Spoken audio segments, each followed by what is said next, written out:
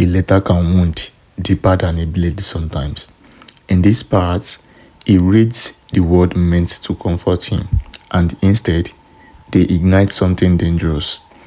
His sister is preparing to sacrifice her future in a calculated marriage, not for love, not for happiness, but for him.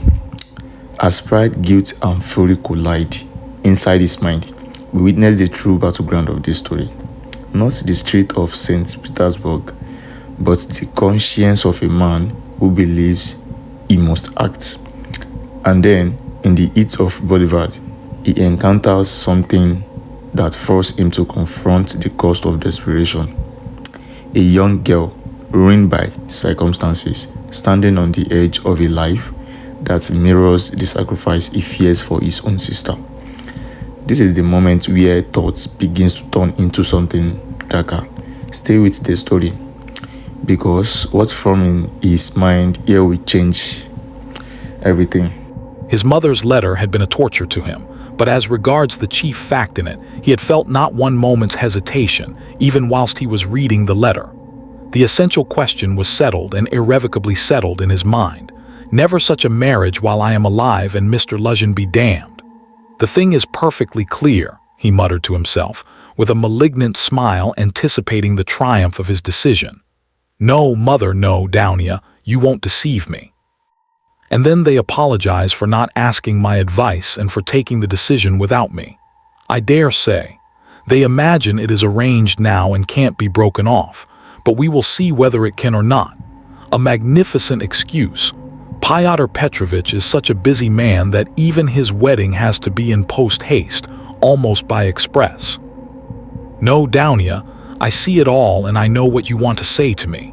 And I know too what you were thinking about when you walked up and down all night, and what your prayers were like before the Holy Mother of Kazan who stands in Mother's bedroom. Bitter is the ascent to Golgotha. So it is finally settled. You have determined to marry a sensible businessman, Avditia Romanovna, one who has a fortune, has already made his fortune. That is so much more solid and impressive. A man who holds 2 government posts and who shares the ideas of our most rising generation, as Mother writes, and who seems to be kind, as Downia herself observes. That seems beats everything. And that very Downia for that very seems is marrying him. Splendid, splendid. But I should like to know why Mother has written to me about our most rising generation. Simply as a descriptive touch, or with the idea of prepossessing me in favor of Mr. Luzhin. Oh, the cunning of them. I should like to know one thing more. How far they were open with one another that day and night and all this time since. Was it all put into words, or did both understand that they had the same thing at heart and in their minds, so that there was no need to speak of it aloud and better not to speak of it? Most likely it was partly like that. From Mother's letter it's evident. He struck her as rude a little, and Mother in her simplicity took her observations to Downia, and she was sure to be vexed and answered her angrily. I should think so. Who would not be angered when it was quite clear without any naive questions, and when it was understood that it was useless to discuss it? And why does she write to me? Love Downia, Radia, and she loves you more than herself. Has she a secret conscience prick at sacrificing her daughter to her son? You are our one comfort, you are everything to us. Oh, Mother. His bitterness grew more and more intense, and if he had happened to meet Mr. Luzhin at the moment, he might have murdered him. Yes, that's true, he continued, pursuing the whirling ideas that chased each other in his brain. It is true that it needs time and care to get to know a man, but there is no mistake about Mr. Luzhin. The chief thing is he is a man of business and seems kind. That was something, wasn't it, to send the bags in big box for them? A kind man, no doubt after that. But his bride and her mother are to drive in a peasant's cart covered with sacking. I know, I have been driven in it. No matter. It is only 90 versts, and then they can travel very comfortably third class for 1,000 versts. Quite right, too. One must cut one's coat according to one's cloth, but what about you, Mr. Luzhin? She is your bride, and you must be aware that her mother has to raise money on her pension for the journey. To be sure, it's a matter of business, a partnership for mutual benefit with equal shares and expenses. Food and drink provided, but pay for your tobacco. The businessman has got the better of them too. The luggage will cost less than their fares and very likely go for nothing. How is it that they don't both see all that, or is it that they don't want to see? And they are pleased. And to think that this is only the first blossoming and that the real fruits are to come. But what really matters is not the stinginess, is not the meanness, but the tone of the whole thing. For that will be the tone after marriage, it's a foretaste of it. And mother too, why should she be so lavish? What will she have by the time she gets to Petersburg? 3 silver rubles or 2 paper ones, as she says. That old woman. What does she expect to live upon in Petersburg afterwards? She has her reasons already for guessing that she could not live with Downia after the marriage, even for the first few months. The good man has no doubt let slip something on that subject also, though mother would deny it. I shall refuse, says she. On whom is she reckoning then? Is she counting on what is left of her 120 rubles of pension when Afanassy Ivanovitch's debt is paid? She knits woolen shawls and embroiders cuffs, ruining her old eyes. And all her shawls don't add more than 20 rubles a year to her 120, I know that. So she is building all her hopes all the time on Mr. Luzhin's generosity. He will offer it of himself. He will press it on me. You may wait a long time for that. That's how it always is with these Schilleresque noble hearts. Till the last moment every goose is a swan with them. Till the last moment, they hope for the best and will see nothing wrong. And although they have an inkling of the other side of the picture, yet they won't face the truth till they are forced to. The very thought of it makes them shiver. They thrust the truth away with both hands, until the man they deck out in false colors puts a fool's cap on them with his own hands. I should like to know whether Mr. Luzhin has any orders of merit. I bet he has the Anna in his buttonhole, and that he puts it on when he goes to dine with contractors or merchants. He will be sure to have it for his wedding, too. Enough of him, confound him. Well, mother, I don't wonder at it's like her, God bless her, but how could Downia, darling, as though I did not know you. You were nearly 20 when I saw you last. I understood you then. Mother writes that Downia can put up with a great deal. I know that very well. I knew that 2 years and a half ago, and for the last 2.5 years I have been thinking about it, thinking of just that Downia can put up with a great deal. If she could put up with Mr. Svidrigailov and all the rest of it, she certainly can put up with a great deal. And now mother and she have taken it into their heads that she can put up with Mr. Luzhin, who propounds the theory of the superiority of wives raised from destitution and owing everything to their husband's bounty, who propounds it, too, almost at the first interview. Granted that he let it slip, though he is a sensible man, yet maybe it was not a slip at all. But he meant to make himself clear as soon as possible. But Downia, she understands the man, of course, but she will have to live with the man. Why, she'd live on black bread and water. She would not sell her soul. She would not barter her moral freedom for comfort. She would not barter it for all Schleswig-Holstein, much less Mr. Luzhin's money. No, Downia was not that sort when I knew her, and she is still the same, of course. Yes, there's no denying the Svidrigailovs are a bitter pill. It's a bitter thing to spend one's life a governess in the provinces for 200 rubles. But I know she would rather be a nigger on a plantation or a let with a German master than degrade her soul and her moral dignity by binding herself forever to a man whom she does not respect and with whom she has nothing in common for her own advantage. And if Mr. Luzhin had been of unalloyed gold or one huge diamond, she would never have consented to become his legal concubine. Why is she consenting then?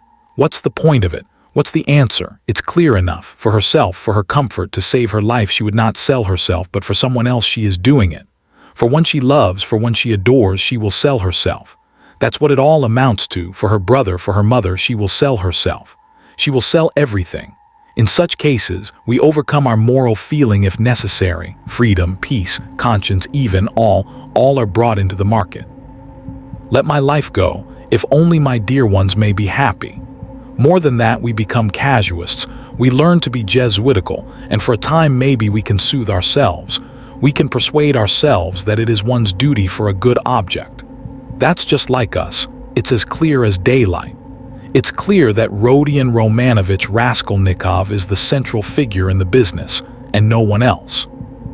Oh yes, she can ensure his happiness, keep him in the university, make him a partner in the office, make his whole future secure. Perhaps he may even be a rich man later on, prosperous, respected, and may even end his life a famous man. But my mother, it's all Radia, precious Radia, her firstborn. For such a son who would not sacrifice such a daughter. Oh, loving, over-partial hearts. Why, for his sake, we would not shrink even from Sonya's fate. Sonya Marmeladov, the eternal victim so long as the world lasts. Have you taken the measure of your sacrifice, both of you? Is it right? Can you bear it? Is it any use? Is there sense in it? And let me tell you, Downia, Sonya's life is no worse than life with Mr. Luzhin. There can be no question of love, Mother writes. And what if there can be no respect either, if on the contrary there is aversion, contempt, repulsion, what then? So you will have to keep up your appearance too. Is not that so? Do you understand what that smartness means? Do you understand that the Luzhin smartness is just the same thing as Sonya's and may be worse, viler, baser, because in your case, Downia, it's a bargain for luxuries after all, but with Sonya it's simply a question of starvation. It has to be paid for. It has to be paid for, Downia, this smartness. And what if it's more than you can bear afterwards if you regret it? The bitterness, the misery, the curses, the tears hidden from all the world, for you are not a Marfa Petrovna. And how will your mother feel then? Even now she is uneasy, she is worried, but then when she sees it all clearly. And I? Yes, indeed, what have you taken me for? I won't have your sacrifice, Downia, I won't have it, Mother. It shall not be so long as I am alive, it shall not. I won't accept it. He suddenly paused in his reflection and stood still. It shall not be, but what are you going to do to prevent it? You'll forbid it. And what right have you? What can you promise them on your side to give you such a right? Your whole life, your whole future, you will devote to them when you have finished your studies and obtained a post. Yes, we have heard all that before, and that's all words, but now something must be done now, do you understand that? And what are you doing now? You are living upon them. They borrow on their 100 rubles pension. They borrow from the Svidrigailovs. How are you going to save them from Svidrigailovs, from a fantasy Ivanovich Varoshin, oh, future millionaire Zeus who would arrange their lives for them? In another 10 years, Mother will be blind with knitting shawls, maybe with weeping too. She will be worn to a shadow with fasting. And my sister, imagine for a moment what may have become of your sister in 10 years. What may happen to her during those 10 years? Can you fancy? So he tortured himself, fretting himself with such questions and finding a kind of enjoyment in it. And yet all these questions were not new ones suddenly confronting him. They were old familiar aches. It was long since they had first begun to grip and rend his heart. Long, long ago his present anguish had its first beginnings. It had waxed and gathered strength. It had matured and concentrated until it had taken the form of a fearful, frenzied, and fantastic question, which tortured his heart and mind, clamoring insistently for an answer. Now his mother's letter had burst on him like a thunderclap. It was clear that he must not now suffer passively, worrying himself over unsolved questions, but that he must do something, do it at once, and do it quickly. Anyway, he must decide on something or else. Or throw up life altogether, he cried suddenly in a frenzy. Accept one's lot humbly as it is, once for all, and stifle everything in oneself, giving up all claim to activity, life, and love. Do you understand, sir? Do you understand what it means when you have absolutely nowhere to turn? Marmeladov's question came suddenly into his mind, for every man must have somewhere to turn. He gave a sudden start. Another thought that he had had yesterday slipped back into his mind. But he did not start at the thought recurring to him, for he knew, he had felt beforehand, that it must come back. He was expecting it. Besides, it was not only yesterday's thought. The difference was that a month ago, yesterday even, the thought was a mere dream. But now it appeared not a dream at all. It had taken a new menacing and quite unfamiliar shape, and he suddenly became aware of this himself. He felt a hammering in his head, and there was a darkness before his eyes. He looked round hurriedly. He was searching for something. He wanted to sit down and was looking for a seat. He was walking along the quay, boulevard. There was a seat about 100 paces in front of him. He walked towards it as fast he could. But on the way he met with a little adventure which absorbed all his attention. Looking for the seat, he had noticed a woman walking some 20 paces in front of him. But at first he took no more notice of her than of other objects that crossed his path. It had happened to him many times going home not to notice the road by which he was going, and he was accustomed to walk like that. But there was at first sight something so strange about the woman in front of him that gradually his attention was riveted upon her, at first reluctantly, and as it were, resentfully, and then more and more intently. He felt a sudden desire to find out what it was that was so strange about the woman. In the first place, she appeared to be a girl quite young, and she was walking in the great heat bareheaded and with no parasol or gloves, waving her arms about in an absurd way. She had on a dress of some light silky material, but put on strangely awry, not properly hooked up, and torn open at the top of the skirt, close to the waist. A great piece was rent and hanging loose. A little kerchief was flung about her bare throat, but lay slanting on one side. The girl was walking unsteadily, too, stumbling and staggering from side to side. She drew Raskolnikov's whole attention at last. He overtook the girl at the seat, but on reaching it, she dropped down on it in the corner. She let her head sink on the back of the seat and closed her eyes, apparently in extreme exhaustion. Looking at her closely, he saw at once that she was completely drunk. It was a strange and shocking sight. He could hardly believe that he was not mistaken. He saw before him the face of a quite young, fair-haired girl, 16, perhaps not more than 15 years old, pretty little face, but flushed and heavy-looking and, as it were, swollen. The girl seemed hardly to know what she was doing. She crossed one leg over the other, lifting it indecorously, and showed every sign of being unconscious that she was in the street. Raskolnikov did not sit down, but he felt unwilling to leave her and stood facing her in perplexity. This boulevard was never much frequented, and now, at 2 o'clock in the stifling heat, it was quite deserted. And yet on the further side of the boulevard, about 15 paces away, a gentleman was standing on the edge of the pavement. He, too, would apparently have liked to approach the girl with some object of his own. He, too, had probably seen her in the distance and had followed her, but found Raskolnikov in his way. He looked angrily at him, though he tried to escape his notice, and stood impatiently biding his time till the unwelcome man in rags should have moved away. His intentions were unmistakable. The gentleman was a plump, thickly set man, about 30, fashionably dressed, with a high color, red lips and mustaches. Raskolnikov felt furious. He had a sudden longing to insult this fat dandy in some way. He left the girl for a moment and walked towards the gentleman. "Hey, you Svidrigailov, what do you want here?" he shouted, clenching his fists and laughing, spluttering with rage. "What do you mean?"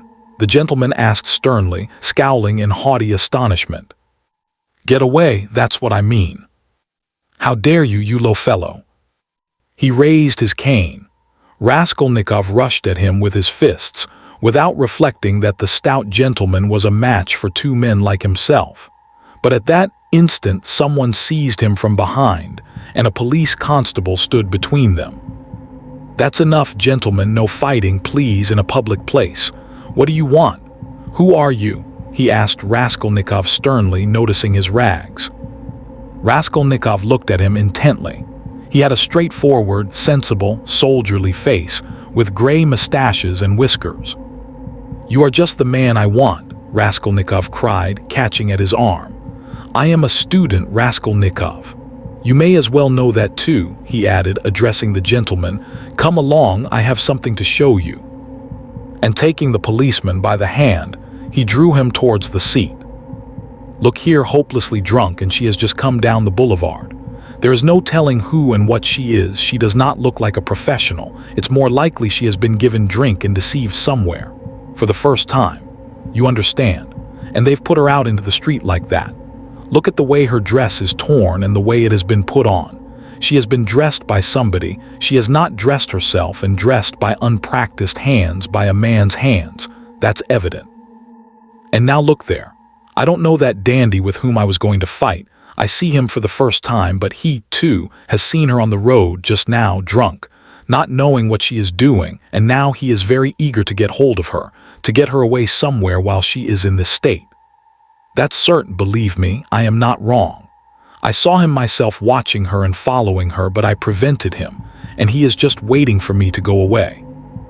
Now he has walked away a little and is standing still, pretending to make a cigarette.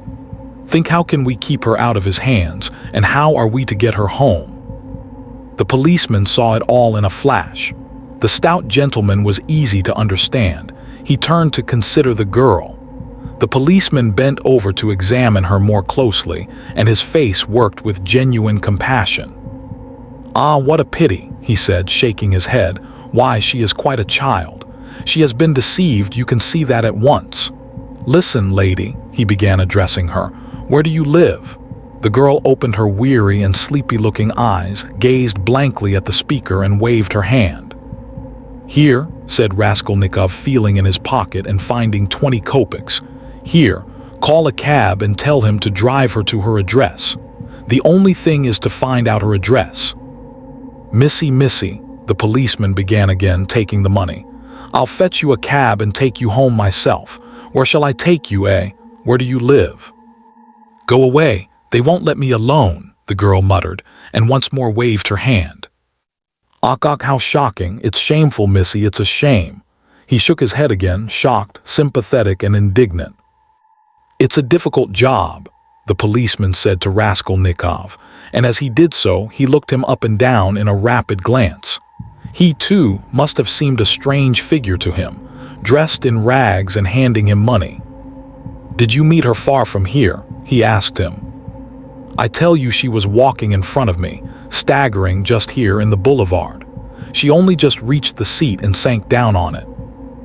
Ah, the shameful things that are done in the world nowadays. God have mercy on us. An innocent creature like that, drunk already. She has been deceived, that's a sure thing. See how her dress has been torn too. Ah, the vice one sees nowadays. And as likely as not she belongs to gentlefolk too, poor ones maybe. There are many like that nowadays. She looks refined too, as though she were a lady," and he bent over her once more. Perhaps he had daughters growing up like that, looking like ladies and refined, with pretensions to gentility and smartness. "The chief thing is," Raskolnikov persisted, "to keep her out of this scoundrel's hands. Why should he outrage her? It's as clear as day what he is after. Ah, the brute, he is not moving off." Raskolnikov spoke aloud and pointed to him. The gentleman heard him and seemed about to fly into a rage again, but thought better of it and confined himself to a contemptuous look. He then walked slowly another 10 paces away and again halted. "Keep her out of his hands we can," said the constable thoughtfully. "If only she'd tell us where to take her, but as it is, Missy, hey Missy," he bent over her once more. She opened her eyes fully all of a sudden, looked at him intently as though realizing something, got up from the seat and walked away in the direction from which she had come. "Oh, shameful wretches, they won't let me alone," she said, waving her hand again. She walked quickly, though staggering as before. The dandy followed her, but along another avenue, keeping his eye on her. "Don't be anxious, I won't let him have her," the policeman said resolutely, and he set off after them. "Ah, the vice one sees nowadays," he repeated aloud, sighing. At that moment something seemed to sting Raskolnikov. In an instant, a complete revulsion of feeling came over him. "Hey, here," he shouted after the policeman. The latter turned round. "Let them be, what is it to do with you? Let her go, let him amuse himself." He pointed at the dandy. "What is it to do with you?" The policeman was bewildered and stared at him open-eyed. Raskolnikov laughed. "Well," ejaculated the policeman, with a gesture of contempt, and he walked after the dandy and the girl, probably taking Raskolnikov for a madman or something even worse. "He has carried off my 20 kopecks, Raskolnikov murmured angrily when he was left alone. "Well, let him take as much from the other fellow to allow him to have the girl, and so let it end. And why did I want to interfere? Is it for me to help? Have I any right to help? Let them devour each other alive. What is it to me? How did I dare to give him 20 kopecks? Were they mine?" In spite of those strange words, he felt very wretched. He sat down on the deserted seat. His thoughts strayed aimlessly. He found it hard to fix his mind on anything at that moment. He longed to forget himself altogether, to forget everything, and then to wake up and begin life anew. "Poor girl," he said, looking at the empty corner where she had sat. "She will come to herself and weep, and then her mother will find out. She will give her a beating, a horrible, shameful beating, and then maybe turn her out of doors. And even if she does not, the Daria Frantsovnas will get wind of it, and the girl will soon be slipping out on the sly here and there. Then there will be the hospital directly. That's always the luck of those girls with respectable mothers who go wrong on the sly, and then again the hospital, drink, the taverns, and more hospital in 2 or 3 years, a wreck and her life over at 18 or 19. Have not I seen cases like that? And how have they been brought to it? Why, they've all come to it like that. But what does it matter? That's as it should be, they tell us. A certain percentage, they tell us, must every year go that way, to the devil, I suppose, so that the rest may remain chaste and not be interfered with. A percentage. What splendid words they have. They are so scientific, so consolatory. Once you've said percentage, there's nothing more to worry about. If we had any other word, maybe we might feel more uneasy. But what if Downia were one of the percentage? Of another one, if not that one? But where am I going? He thought suddenly. Strange, I came out for something. As soon as I had read the letter, I came out. I was going to Vasilievsky Ostrov, to Razumihin. That's what it was. Now I remember. What for though? And what put the idea of going to Razumihin into my head just now? That's curious. He wondered at himself. Razumihin was one of his old comrades at the university. It was remarkable that Raskolnikov had hardly any friends at the university. He kept aloof from everyone, went to see no one, and did not welcome anyone who came to see him, and indeed everyone soon gave him up. He took no part in the students' gatherings, amusements, or conversations. He worked with great intensity without sparing himself, and he was respected for this, but no one liked him. He was very poor, and there was a sort of haughty pride and reserve about him, as though he were keeping something to himself. He seemed to some of his comrades to look down upon them all as children, as though he were superior in development, knowledge, and convictions, as though their beliefs and interests were beneath him. With Razumihin he had got on, or at least, he was more unreserved and communicative with him. Indeed, it was impossible to be on any other terms with Razumihin. He was an exceptionally good-humored and candid youth, good-natured to the point of simplicity, though both depth and dignity lay concealed under that simplicity. The better of his comrades understood this, and all were fond of him. He was extremely intelligent, though he was certainly rather a simpleton at times.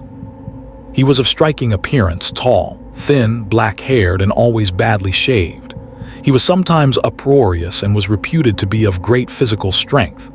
One night, when out in a festive company, he had with one blow laid a gigantic policeman on his back. There was no limit to his drinking powers, but he could abstain from drink altogether.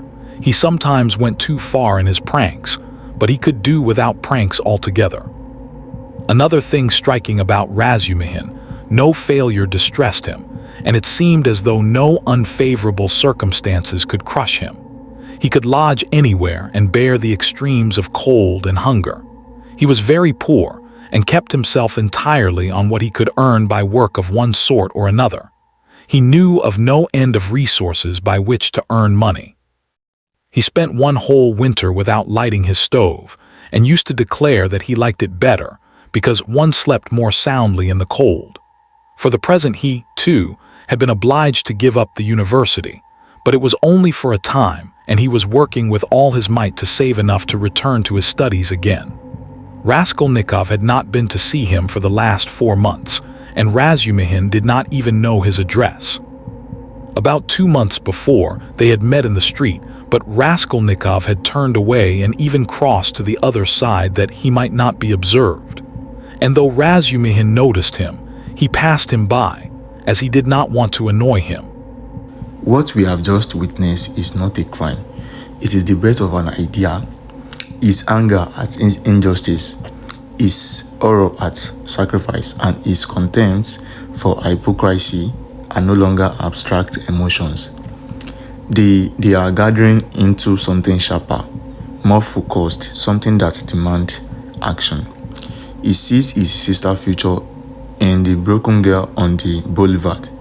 He sees society cruelty dressed up as respectability, and he sees himself powerless, dependent, and humiliated.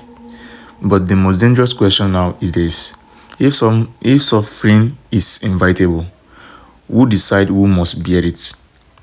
The thought that returns to him is no longer a dream. It is beginning to feel possible. And once a thought becomes possible, it seeks to become real. Continue watching, because the shadow forming here is about to take shape. So, subscribe to my channel. Don't forget to comment where are you watching from. And also, click that notification button so you will get notified whenever I drop next parts here on my channel. Thank you so much.